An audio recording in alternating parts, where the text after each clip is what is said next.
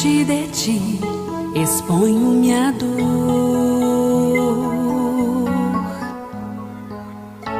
diante de ti ergo meu clamor, prostrado aos teus pés me derramo, Senhor, confiado em teu amor.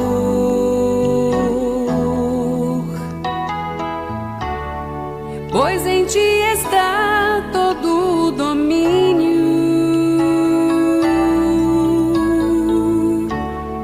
em tua mão está todo o poder,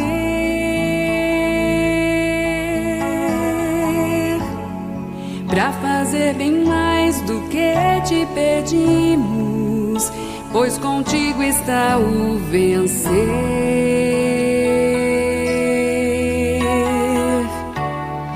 Põe tua mão sobre a minha dor e cura. Inclina os teus ouvidos ao meu clamor e escuta. Transforma o meu pranto em louvor, e para sempre eu serei adorador.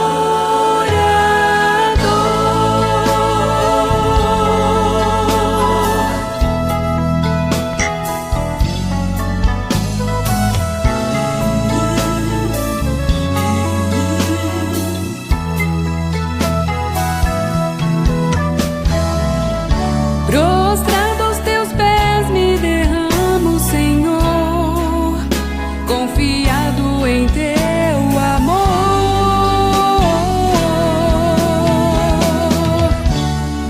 Pois em ti está todo o domínio,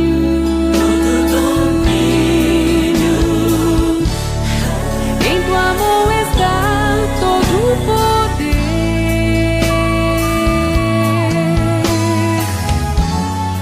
pra fazer bem mais do que te pedimos, pois contigo está o vencer.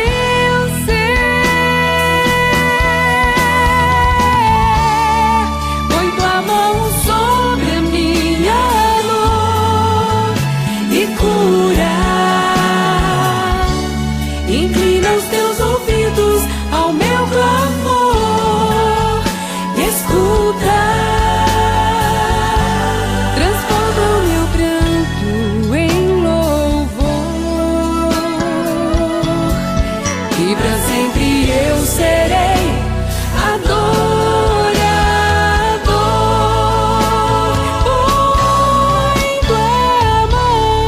Põe tua mão sobre a minha dor, põe tua mão e cura.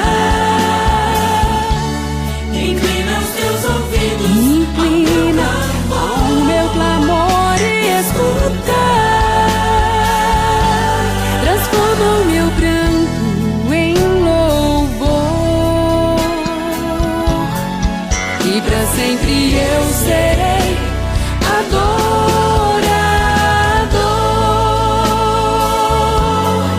e pra sempre eu serei adorador,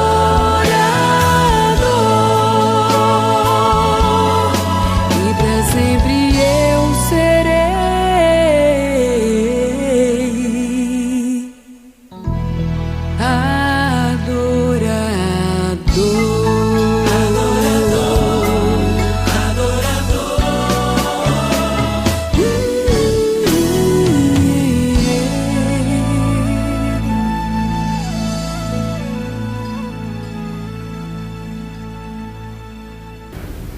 Olá, muito bom dia. Nós estamos no ar mais uma vez, e eu desejo a você toda a felicidade desse domingo em sua casa. Um abraço a todos que têm nos assistido fielmente aí todos os domingos às 10 da manhã, e é sempre uma alegria poder falar da palavra de Deus com você. Hoje é um domingo considerado um domingo especial pelos nossos irmãos católicos. Fecha em mim aqui, por favor. Fechando. Hoje nós estamos sem o nosso operador oficial e mais uma vez queremos agradecer a pastora Roseli, que está na mesa aqui, dando o seu melhor para que tudo aconteça hoje para a honra e glória de Deus e para que a palavra chegue até você hoje. Hoje, como eu dizia, um domingo especial para os nossos irmãos católicos e evangélicos também, por que não, né? Todos, quando se fala em Páscoa, nos remetemos a uma comunidade muito extensa do cristianismo que comemora esse evento. E, portanto, começa hoje o Domingo de Ramos para os irmãos católicos. Os evangélicos não têm essa comemoração, mas a Semana da Páscoa é bem lembrada por todos. Então, um abraço a todos os irmãos católicos, que a graça do Cristo ressurreto esteja na vida de cada um de nossos irmãos. Que Deus abençoe a sua vida e que continue lhe dando sabedoria e graça para manter esse entendimento de que o Cristo ressurreto, o Cristo oferecido como sacrifício, é o nosso Cristo. É aquele que nos salva, é aquele que nos redime, é aquele que nos dá passagem para o céu por meio do seu sangue. Não mais o sangue nos umbrais das portas das casas dos filhos dos israelitas, lá no Antigo Egito, mas daquele sangue que comprou o nosso pecado, pagou pela nossa injustiça, se tornando justiça por nós. Eu quero compartilhar com você uma história muito interessante, porque o nosso tema de hoje é: quem é Jesus para mim? É muito comum que nós perguntemos para os outros, né? Quem é Jesus para você? E parece que é uma praxe do meio evangélico pregar, né? Nós achamos que pregar evangelho é sair incomodando todo mundo, dizendo a eles que Jesus te ama e tal. Isso é importante, que Jesus nos ama, é importante que todos saibam, porque o grande amor de Deus foi derramado sobre a humanidade, mas é importante que você pense, não quem é Jesus para o outro, mas quem é Jesus para mim. Eu tenho que começar a pensar assim: quem é Jesus para mim? Então, esta resposta certamente estará durante o nosso programa, que eu espero hoje cumprir a minha meta de fazer um sermão curto, né? Que Deus me dê graça e sabedoria para isso, né? Poder de síntese. Bom, inicialmente eu gostaria de contar uma historinha para vocês.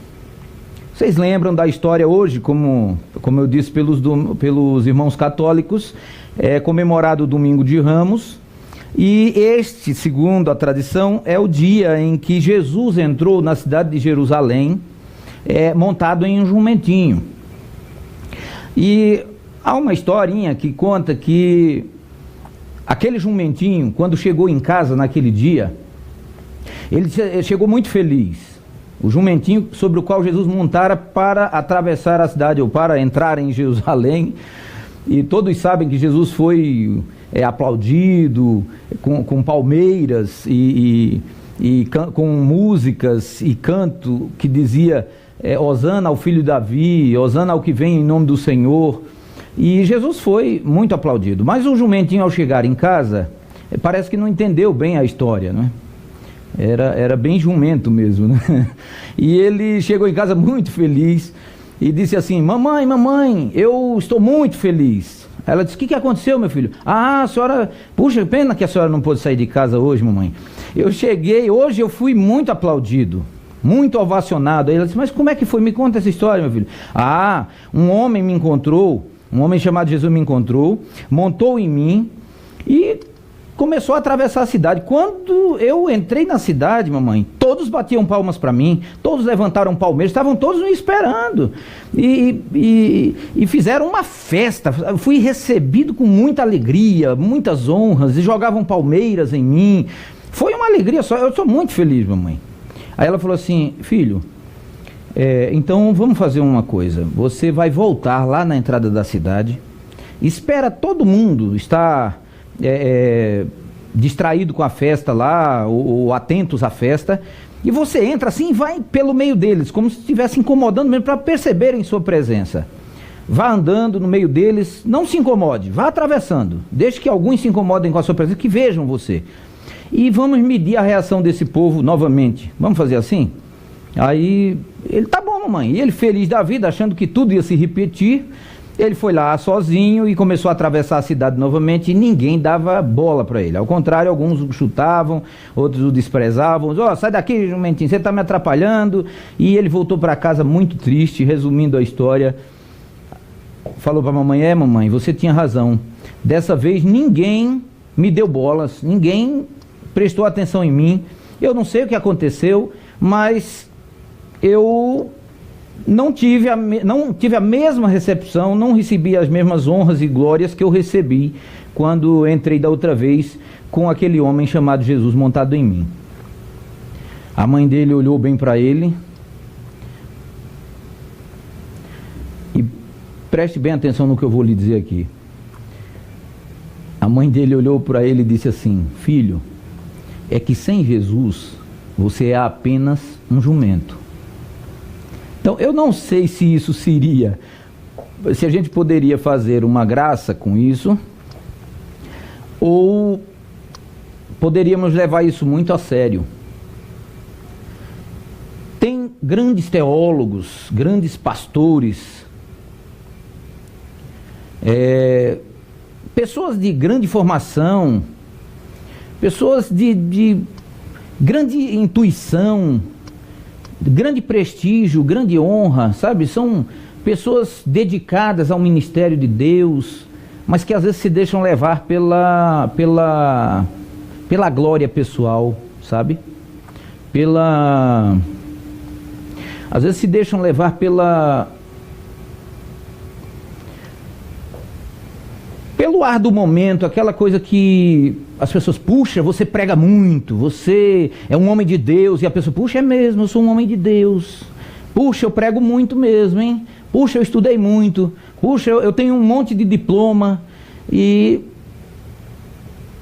queridos, eu quero dizer uma coisa para você: se Jesus não estiver na sua vida, você não passa de quem você de fato é. No caso do jumentinho, sem Jesus ele era apenas um jumento. Eu não quero atribuir isso a você, claro, porque você não é jumento, mas você é um ser humano comum. Tudo que você possa fazer de miraculoso, de esplêndido, de atraente, de forte e visualizado no reino de Deus, de coisa muito visualizada no reino de Deus, uma coisa que expanda o reino de Deus, se Jesus não estiver na sua vida, você não passa de quem você já é, costumeiramente. Você não vai ter destaque nenhum. Então, quando alguém diz assim, Deus usou sua boca para falar comigo, é a forma mais certa de falar isso para mim ou para qualquer outro pregador. Porque nós somos apenas vasos. Nós somos transportadores da palavra de Deus. Então, meu desejo é que ela chegue à sua casa com muita profundidade, com a simplicidade que nós transmitimos, mas com a profundidade do caráter de Deus em seu coração. Bom, vamos ao texto dessa manhã. O texto dessa manhã está em Mateus capítulo 16. E eu quero ler com você Mateus capítulo 16.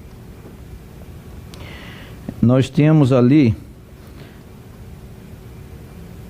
uma história muito interessante. Jesus faz uma pergunta. E no verso 13, ele vai questionar os seus discípulos a respeito de si mesmo. Todos naquela época começaram a se incomodar com Jesus. Aqueles que não davam muito valor à palavra de Deus começaram a se incomodar. E Jesus incomodava uns e era bem quisto no meio de outros. Mas fato é que entre os seus próprios discípulos, às vezes havia aquelas dúvidas, que é comum, era muito comum ali. Jesus chamaram um grupo de pescadores, e com algumas exceções, todos ali, aliás, com uma exceção que era Judas, não é? Que era o acadêmico do grupo, todos ali eram indoutos, né? Praticamente analfabetos, por assim dizer.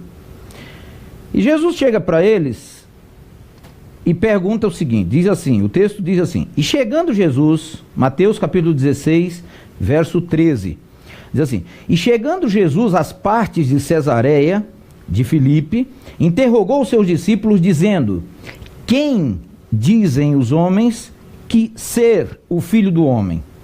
Quem dizem os homens que eu sou? Assim diz Marcos capítulo 8 e Lucas capítulo 9, repetindo esse texto. Então eles responderam, verso 14: uns dizem que você é João Batista, outros dizem que o Senhor é Elias, outros dizem até que você pode ser Jeremias ou qualquer um dos profetas.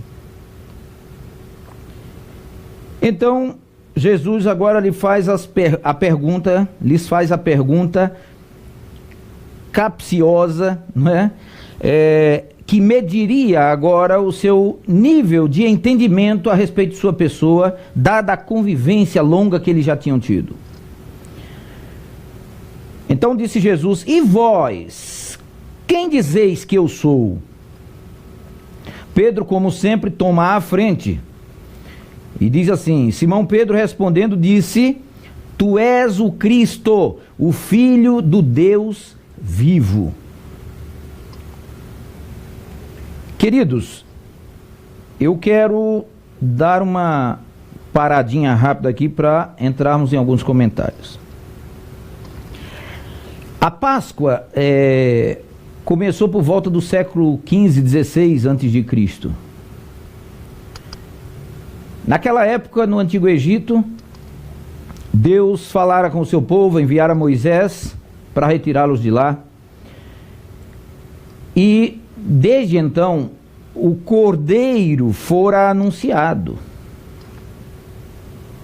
de forma mais precisa. O sangue do cordeiro falou mais alto ali, quando Deus ordena que todas as casas dos israelitas pintassem os umbrais da porta com sangue de um cordeiro que fosse imolado ali por ocasião daquele sacrifício e daquele momento em que todos os primogênitos das casas seriam oferecidos, seriam mortos, caso não tivesse o sangue. Eu não vou entrar muito nesse mérito, mas deixa eu dizer uma coisa para você, já antecipar para você uma coisa. Muitos israelitas não acreditaram. Quer que eu faça uma analogia? Muitos crentes não acreditaram quando Deus disse: passe o sangue no umbral de sua porta, porque hoje o anjo do Senhor vai passar matando todos os primogênitos de todo o Egito. Independia de se era filho de Israel ou se era filho do Egito, o anjo do Senhor não ia fazer diferenciação entre um primogênito e outro, a não ser pelo sangue no umbral da porta. Isso foi uma ordem de Deus. Muitos israelitas, queridos, não creram nisso. Isso é balela. Isso não vai acontecer. Deus não vai matar ninguém. E tiveram seus primogênitos dizimados. Da mesma forma que muitos egípcios, ouvindo, já tinham visto o que Deus tinha feito com Faraó durante todo aquele período, que não foi pequeno, até as 10 pragas se concretizarem, já havia muita coisa ali. Aquele era o último dia em que eles estavam no Egito. No dia seguinte eles sairiam. E agora muitos egípcios que já tinham visto o poder de Deus, creram e passaram o sangue, fizeram tudo o que Deus ordenou aos israelitas fazerem. Alguns egípcios fizeram e se deram bem, pouparam a vida do seu primogênito. Dá para você entender isso ou quer que eu explique? Muitas vezes os de casa não reconhecem a bênção que têm e o poder que seu pai pode lhe oferecer. E os que estão fora observando, às vezes tomam posse da bênção que deveria ser sua. Dá para você entender isso? Então tome cuidado. Tem crente aí com 30, 50 anos de igreja achando que vai ser salvo por causa do tempo dele com Deus. E Deus tem uma proposta assim muito diferente que aos nossos olhos parece injusta. Se você ler Ezequiel 18, eu não vou entrar nesse mérito aqui. Mas é só para você entender. Se você tiver curiosidade, leia Ezequiel capítulo 18, você vai ver que a justiça de Deus é intrigante. Não diria nem interessante, é intrigante. Como que funciona o processo de justiça de Deus. Bom, desse período para cá, eles passaram por outra escravidão mais tarde, já no reino babilônico e Medo-Pérsia, atravessaram 2 reinos como escravos, e já mais próximos de Jesus agora. E fato é que já na época de Cristo, eles aguardavam o Messias. Se você ler João capítulo 5, verso 39, Jesus os repreende dizendo assim, vocês leem as Escrituras porque buscam ter nela a vida eterna. E são elas quem testificam de mim. Ou seja, eu estou predito nas Escrituras e agora eu estou aqui e vocês não creem. A esperança deles, queridos, todos os sábados era orar pela vinda do Messias na sinagoga. E agora Jesus Cristo chega, Jesus, o Cristo, nasce conforme o predito, todas as profecias afunilam em Jesus e em Maria e em José, e agora aqueles camaradas tinham dificuldades, aqueles líderes de igreja tinham dificuldade de entender que Jesus era o Cristo. Mas veja que a Bíblia diz que, o texto sagrado diz, que alguns dos escribas e fariseus creram em Jesus. Ao longo da vida de Jesus, muitos foram crendo nele. Então, mas nunca talvez tenham se perguntado, quem é Jesus para mim? Quem é o Messias para mim? E essa é a pergunta que eu quero que você responda hoje para você. Não sou eu que vou lhe fazer a pergunta. Você vai perguntar para você mesmo, quem é Jesus para mim? Como é que eu posso entender a personalidade de Jesus? Como é que eu posso entender a origem de Jesus? Como é que eu posso entender que Jesus veio da eternidade, se humilhou, se fez um sêmen humano para fecundar Maria e nascer de mulher, se nivelando comigo, pecador, para poder me salvar? É interessante começar a pensar assim. No Éden, queridos, quando o homem pecou, qual foi a primeira atitude dele? Se vestir, porque ele ficou nu. E aí o que acontece? Eles se vestiram do quê? De vestes de figueira. De folha de figueira para fazer suas vestes. Se valeram disso. Aí Deus vem e diz, não, folha de figueira não dá para vestir você. Porque daqui a pouco ela seca e murcha, seca e cai. Você não vai sustentar uma folha seca no corpo. Pois bem, aí Deus vem e mata 2 cordeiros ali. Eu estou fazendo a conta de 2 aqui, sendo generoso, né? Assim, querendo ser econômico, aliás, não generoso, econômico. Entendendo que uma pele de um cordeiro daquele vestisse Adão. Agora, fato é que, se a gente for pela história, pelos escritos mais antigos aí, que dizem que o homem nessa época tinha por volta de 3,70 metros, né? E Eva 4,30 metros, 4,5, aliás, 3,30, 3,5. A altura é prática mais alto do que o gigante que Davi derrubou. Mais alto que Golias, para você ter uma ideia. Você imagina, então, se um cordeiro, dependia também, que tamanho era o cordeiro, né? Eu sei lá se o cordeiro sempre teve o mesmo tamanho, né? Se a ovelha sempre foi do mesmo tamanho, já que o homem diminuiu drasticamente a sua estatura ao longo do tempo. Mas o fato é que Deus ali matou quantidade suficiente de cordeiro para fazer roupas de pele para vestir os humanos. E agora eu vou fazer uma pergunta muito séria para você. Quanto tempo você acha que dura uma pele de cordeiro? Muito, não é? Você morre e a pele fica lá. Se brincar, acontece isso. Agora, quanto tempo dura uma folha de figueira? 2, 3 dias, uma semana, 10 dias? Um mês? Duvido muito.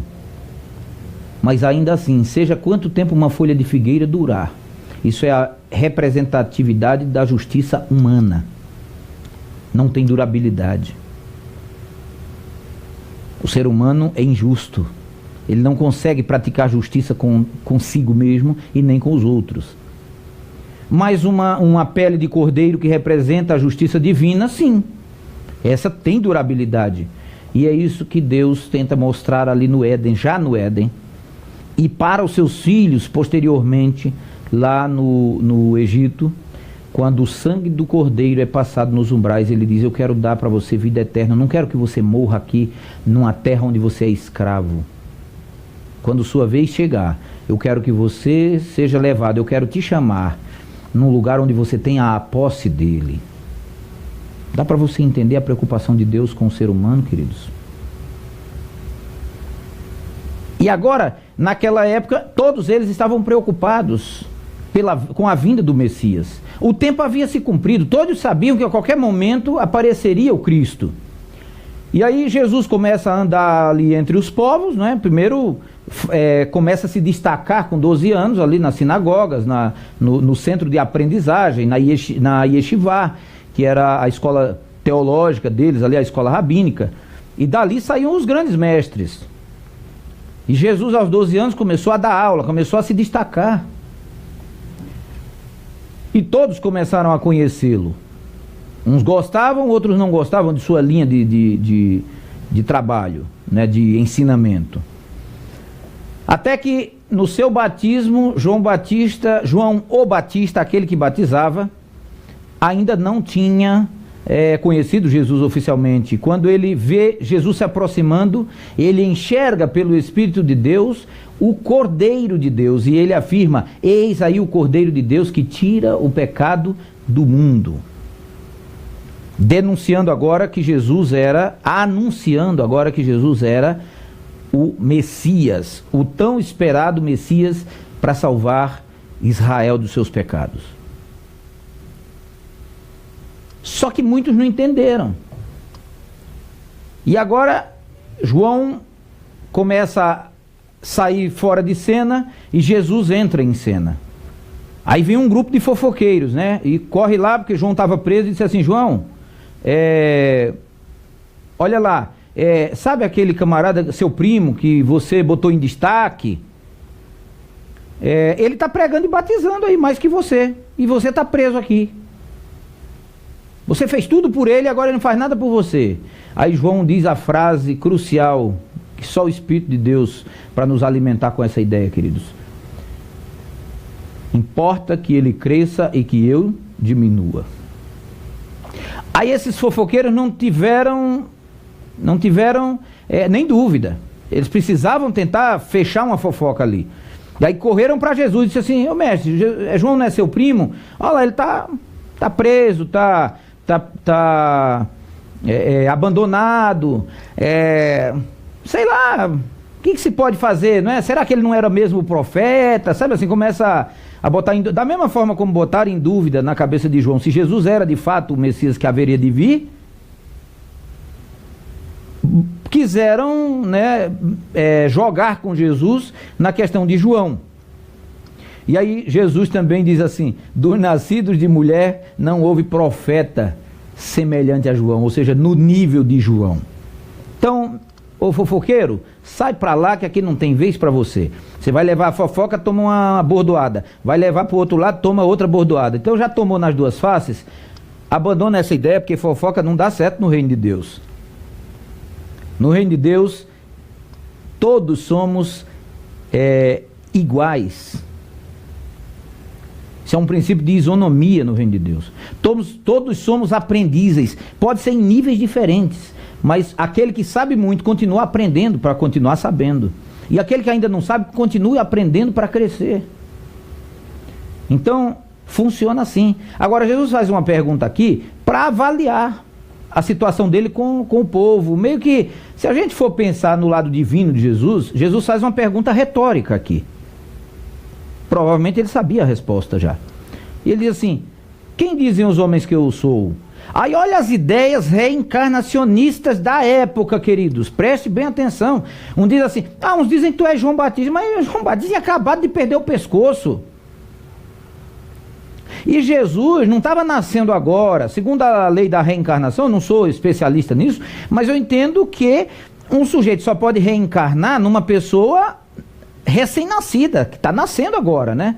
Jesus já estava nascido e velho já para uma reencarnação. Como é que João Batista acabara de morrer e o espírito dele já pulou em Jesus? Trocou de espírito agora? Veja que não faz sentido, né? Aí ele diz assim: outros dizem que você pode ser Elias. Queridos, Elias foi para o céu vivo e ele foi trasladado com Enoque numa carruagem de fogo. Enoque sumiu, desapareceu, né? Foi trasladado, o Senhor o tomou. Elias foi visível, né? Eliseu viu a carruagem vindo e tomando Elias indo embora. Elias não morreu, como é que ia reencarnar em Jesus? Veja os absurdos. Coisa de quem não estava muito raciocinando ali na situação.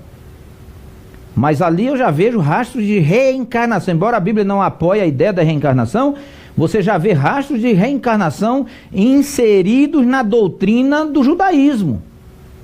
Olha o perigo. Pois bem, o mais curioso é que Jesus não parou para dar uma aula a eles sobre reencarnação ou sobre ressurreição. Alguns confundem reencarnação com ressurreição. Também não vou entrar nesse mérito, nós vamos ter outras oportunidades aí para discutir isso. Talvez nos programas que a gente está bolando aí, que logo, se Deus quiser, passará a rodar, não sei ainda se sexta-noite, sábado à tarde, mas teremos alguns programas para discutir alguns assuntos dessa natureza. Pois bem, Jesus, ao invés de parar e dizer: para com isso, opa, o que é isso? Você agora está pregando reencarnação aqui? Que ideia é essa de que eu reencarnei? Agora desde quando você crê nisso? Não, Jesus simplesmente vira para ele e diz assim: e vocês? Quem dizem que eu sou? E vocês, o que acham de mim? Eu sou quem para vocês? Queridos, a grande pergunta desta manhã é: quem é Jesus para mim? Quem é Jesus para mim? Pedro responde imediatamente: tu és o Cristo, o Filho do Deus vivo, ou o Filho do Deus Altíssimo. Beni El Elion. Tu és o Cristo, o Filho do Deus vivo. O Filho do Deus vivo. Querido, veja, Pedro parece que naquele impulso de sempre, mas não. Jesus agora diz assim: Pedro, não, pelo menos no texto de Mateus, tá? Aqui no texto que nós lemos em Mateus, tem essa afirmação. Nos textos de Marcos e Lucas, não há essa extensão da conversa de Jesus, tá? Somente Mateus relata isso. Mas ele diz: não foi carne nem sangue que te revelou, Simão Barjonas. Bem-aventurado, muito mais feliz seja você, Shimon Barjonas, Simão, filho de Jonas. Bar aí é filho de Jonas, né? Barjonas, Bartimeu, por exemplo, filho de Timeu. O termo Bar aí não é nome do sujeito, né? Barjonas não é nome, é o nome do pai, né? Ele é filho de, né? Bar é filho em aramaico. Era uma expressão que eles usavam muito naquelas épocas, como você vê no caso de Bartimeu, Barjonas, né? Tem outros Bars aí. Ben filho em hebraico e Bar, filho em aramaico. Só uma curiosidade, até hoje se faz bar mitzvah, filho dos mandamentos. O menino com 13 anos ele passa a maioridade no judaísmo e se transforma um bar mitzvah. Por isso tem a festa do bar mitzvah, porque mitzvot é mandamentos, bar mitzvah é filho dos mandamentos, ele se torna um filho da lei, né? Portanto, Jesus agora diz assim: bem-aventurado Simão Bar-Jonas, porque não foi carne e nem sangue que te revelou, mas meu Pai que está no céu. Querido, eu queria meditar um pouquinho com você antes de encerrar sobre isso aqui. Nós estamos numa época em que se lamenta a morte e a ressurreição de Cristo, e eu queria fazer você refletir nisso aqui.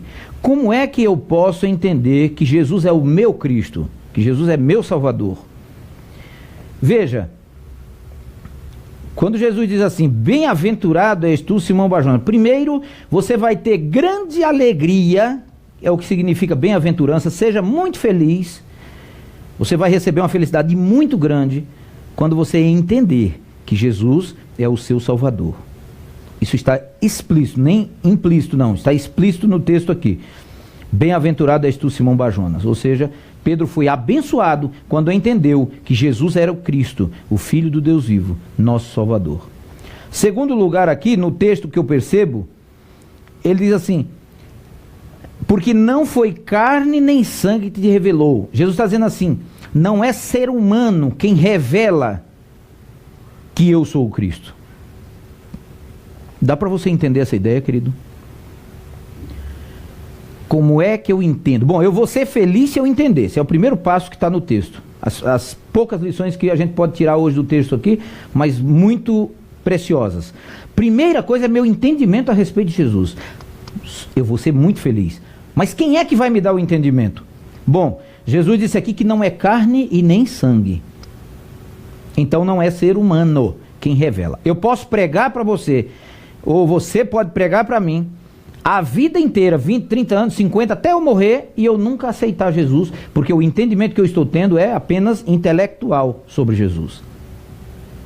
Você sabia que existe um Jesus acadêmico? Ah, sim.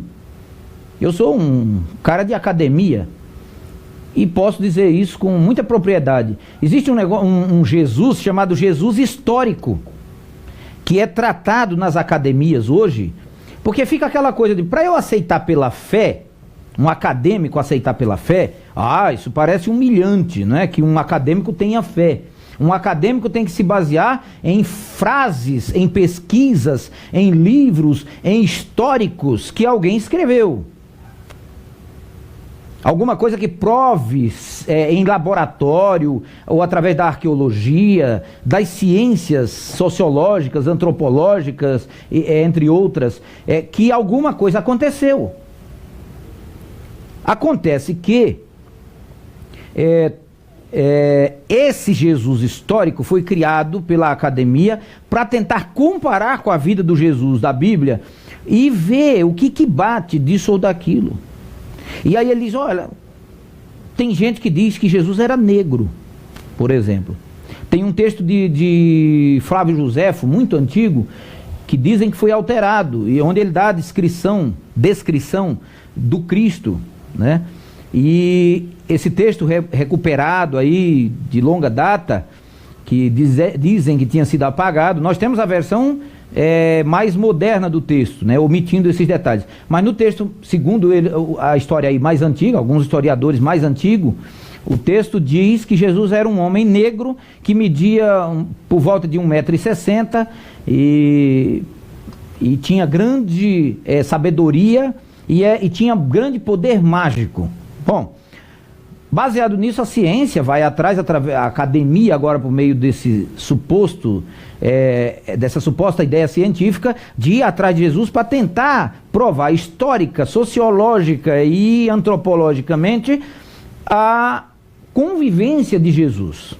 Ou seja, tentar restaurar a sociedade onde Jesus vivia, para saber quais eram os meios. Eu tenho um livro muito bom chamado Jerusalém na Época de Jesus,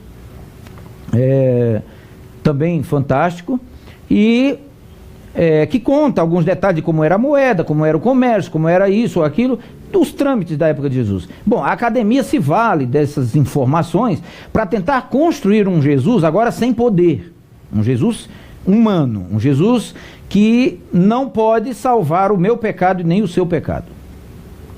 Bom, mas não é esse Jesus que nós estamos procurando. Isso é só uma informação que eu estou lhe passando. Eles creem em Jesus também. O acadêmico, já não há mais dúvida, tá? No meio acadêmico, queridos, quando alguém disser para você, não, ninguém prova que Jesus existiu, ou ele é ignorante de Bíblia ou ignorante de história, porque historicamente pouquíssimos historiadores têm dúvida sobre a existência de Jesus.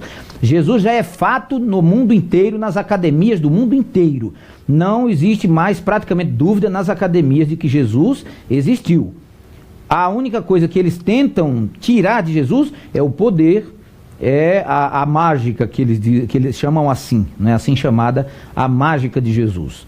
Ou seja, o poder que nós sabemos divino para curar, para salvar e para restaurar a vida de uma pessoa. Bom, Pedro responde: tu és o Cristo, o Filho do Deus vivo. Segundo passo, eu preciso entender que somente o Espírito Santo, o apóstolo Paulo diz assim, ninguém diz Senhor Jesus, senão pelo Espírito de Deus. Ou seja, Paulo aqui bate muito com a teologia de Jesus, né? A teologia de Paulo e a teologia de Jesus aqui estão batendo. Paulo diz, ninguém diz Senhor Jesus, senão pelo Espírito de Deus. Então, Jesus diz aqui que não é carne nem sangue que revela quem ele é, mas somente o Pai que está no céu, e Paulo diz que é através do Espírito de Deus. Segundo a Bíblia, é o Espírito quem convence, o Espírito de Deus quem convence da justiça e do juízo. E é esse Espírito que vai dar a você e a mim o entendimento de que Jesus é o nosso Cristo, o nosso Salvador. Eu não preciso hoje, queridos, ficar chorando a morte de Jesus, lamentando.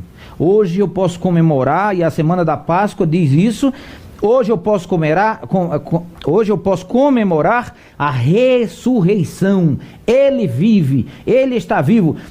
No dizer das mulheres, do anjo para as mulheres ali no túmulo de Jesus, na tumba vazia de Jesus, ele disse às mulheres, ele não está mais aqui, porque ressuscitou. Aleluia! Jesus está vivo, ele está dentro da sua casa, está aqui hoje nos conduzindo nesse programa, está aí abençoando sua vida, está aí enxugando sua lágrima, está aí curando um câncer, está aí agora revelando-se a você, no seu coração, através do Espírito de Deus. Pois Jesus é quem revela que é impossível saber quem ele é, mediante conjecturas humanas. E é por isso que a academia pode buscar o que ela quiser. Ela vai sempre encontrar um homem. Através do Espírito de Deus, e somente através dele, é que nós, na nossa busca, poderemos encontrar Jesus, Filho de Deus, Salvador do universo, capaz de redimir o seu e o meu pecado. Você diz amém? Que Deus continue lhe dando graça, que Deus continue lhe dando honra, que Deus continue, é a música, que Deus continue, que Deus continue honrando a sua casa, abençoando sua família, curando suas feridas. Ele é o excelente pastor. Ele deu a sua vida por você. E somente Ele, querido, pode se revelar no seu coração através do Espírito Santo de Deus. Esse ser que faz milagres, que alivia suas dores, que passa azeite em suas chagas, esse é o Filho de Deus. Esse é aquele que salva. Alguns enxergam Jesus apenas como um homem que foi lá, viveu, se rebelou. Até uma música aí, gospel, que diz assim, e agora quem dizem que tu és? Um profeta, um agitador qualquer? É assim que muitos enxergam Jesus. Alguns enxergam Jesus apenas como um agitador. Um cara que surgiu lá e falou, vou fazer uma revolução, e tinha boa lábia. Não, Jesus tinha muito mais que isso, queridos. Jesus veio aqui para revolucionar, sim, mas para revolucionar o reino de Deus. Ele veio aqui para anunciar o reino de Deus na terra. Ele veio aqui para antecipar o reino celeste, para que você sentisse o gostinho, para que você tivesse uma amostra grátis. E é por isso que a pessoa que não consegue viver em disciplina não tem muita vontade de ir para o céu, você já reparou? Não tem muita vontade de alcançar reino celeste nenhum. Por quê? Porque a ideia que se tem de reino celeste, cara, é um monte de gente sentada numa nuvem tocando harpinha. E a profecia de Isaías, voltada para aquele povo de Israel, dizia assim: construirão casas e habitarão nelas. Não construirão para que outros habitem. Não plantarão para que outros comam, mas plantarão vinhas e se abastecerão delas, se alimentarão delas. Queridos, o reino de Deus é para trazer felicidade. E você, se é felicidade, por que eu sofro tanto? Talvez você esteja entendendo de forma equivocada o reino de Deus. Eu falei sobre fé na semana passada.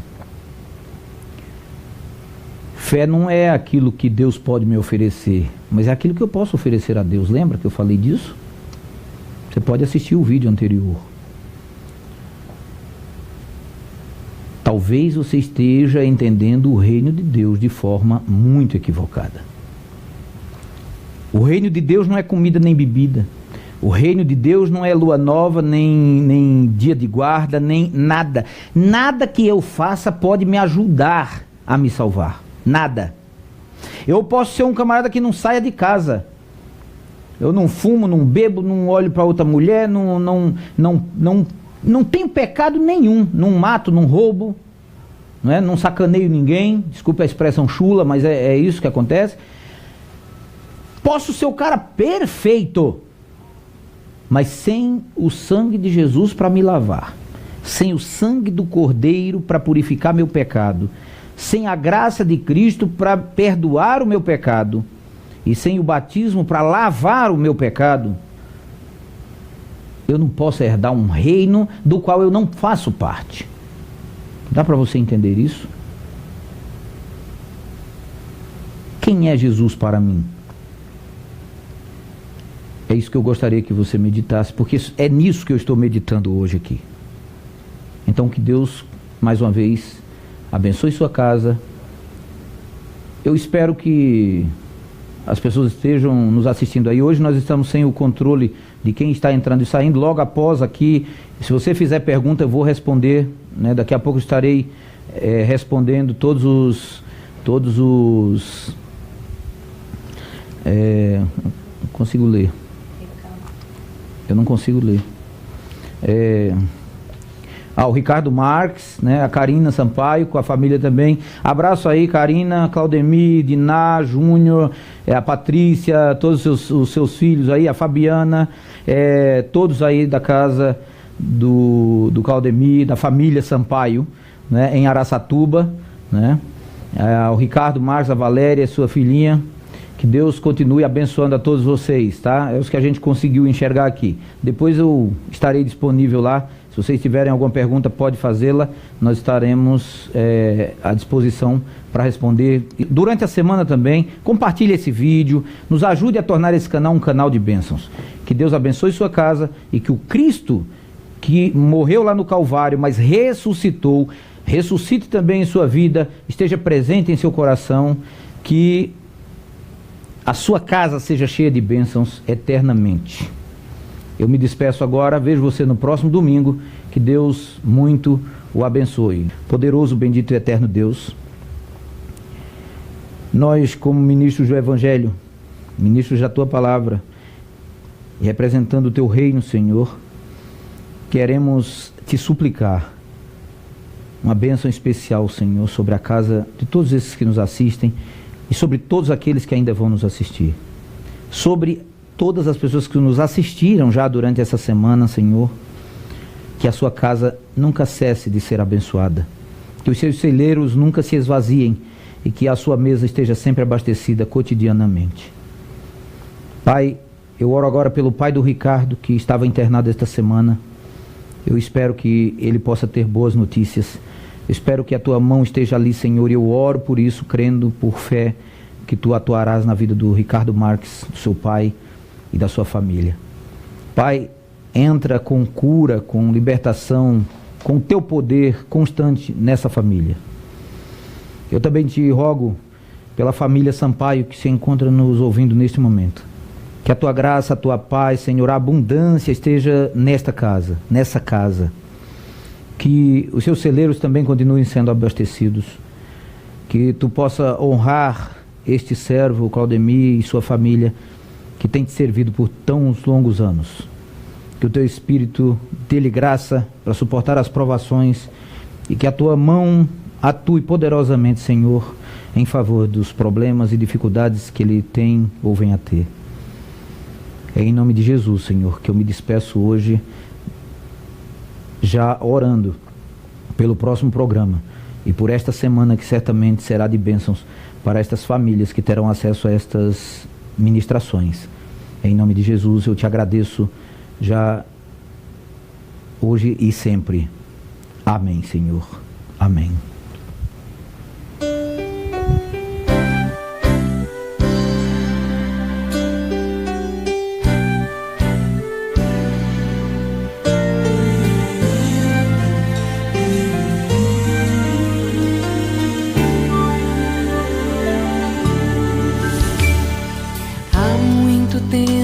Procuro palavras que possam expressar meu louvor, pois quero te entronizar em adoração. Há muito tempo procuro palavras que possam expressar meu louvor, pois quero te entronizar em adoração.